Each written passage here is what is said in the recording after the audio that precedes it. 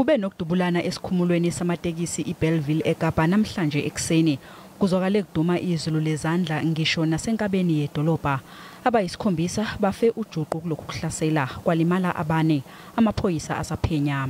While detectives are probing the circumstances surrounding multiple incidents of taxi-related violence, additional uniformed members have been deployed on taxi routes to maintain law and order and to provide safety to commuters. Arrests are yet to be made. Any person with any information regarding these incidents is kindly requested to contact Crime Stop on 0800 10111.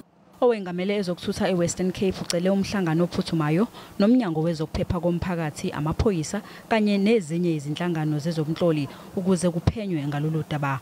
Uthi impi eqhubekayo phakathi kwezinhlangano zamatekisi ezilwayo iCATA kanye neCODESA isidonse isikhathi eside.